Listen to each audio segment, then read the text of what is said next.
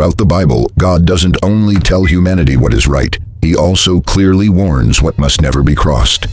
Some practices are not merely called sinful. They are labeled abominations, detestable acts, and even cursed. These weren't random rules or ancient superstitions. According to Scripture, these actions opened people to deception, spiritual bondage, and destruction because they violated God's design for life, worship, and holiness. From dark rituals of the ancient world to behaviors that still echo today, the Bible repeatedly draws a hard line. Certain practices seek power, identity, or meaning apart from God, and that separation always leads to collapse. So what exactly are these cursed practices? Why were they condemned so strongly? And do they still matter today? Let's go deep. Spiritual adultery and forbidden knowledge. Idolatry, betraying the divine relationship. At its core, idolatry isn't just about statues or carved images, it's about loyalty. The Bible describes idolatry as spiritual adultery, giving devotion, trust, or ultimate importance to anything other than God. In ancient Israel, this took visible forms: golden calves, fertility gods like Baal, or wooden Asherah poles. These idols promised rain, crops, fertility, and protection. But Scripture reveals something deeper. Idols always offer control without obedience. Today, idolatry rarely looks like a statue. It shows up as money becoming security, success becoming identity, power becoming purpose. Anything that replaces God as the source of meaning becomes an idol, and Scripture warns that idols always demand more and give less. Witchcraft, sorcery, and divination. The Bible is direct and uncompromising here. Witchcraft and sorcery are condemned because they attempt to manipulate spiritual power rather than submit to God's authority. Divination, tarot cards, omens, astrology, psychics, seeks forbidden knowledge of the future. Instead of trusting God's timing and sovereignty, it tries to seize control. According to Scripture, this isn't harmless curiosity. It's a rejection of trust. God alone governs time, destiny, and revelation. When humans seek insight from other sources, they step outside divine protection and into deception, necromancy, and familiar spirits. One of the darkest moments in Israel's history occurs when King Saul consults the witch of Endor. Desperate and abandoned by God due to his disobedience, Saul seeks the dead prophet Samuel through necromancy. This act seals his downfall. The Bible repeatedly warns against familiar spirits, entities that pretend to be deceased loved ones, but are actually deceptive spirits. Scripture teaches that the dead do not roam freely among the living. Seeking them invites spiritual counterfeit, not truth. The corruption of life and sacred rituals. Human and child sacrifice. Few practices provoke God's anger more than child sacrifice.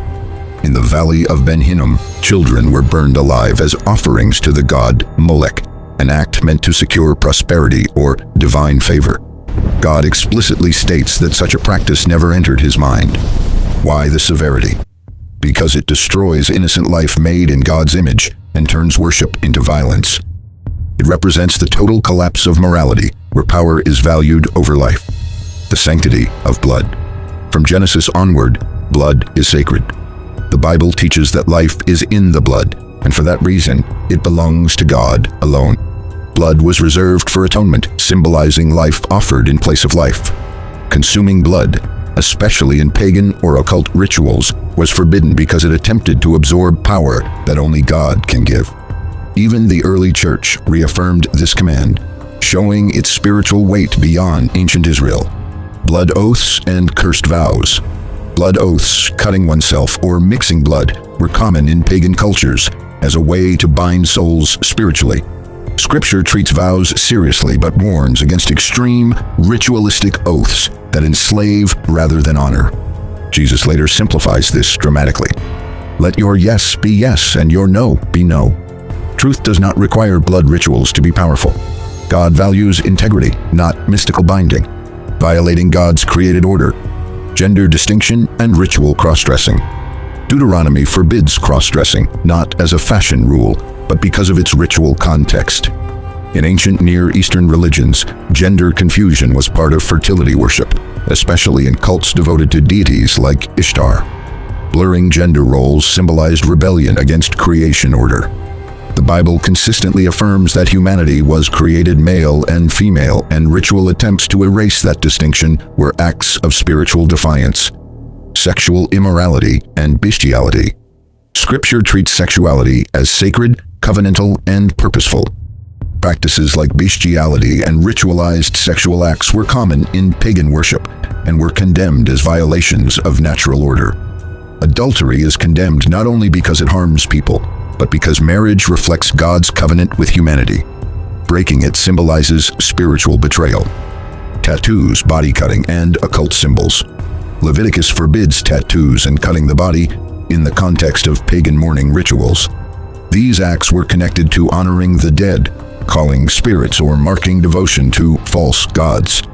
While debated today, the original prohibition was about who owns the body.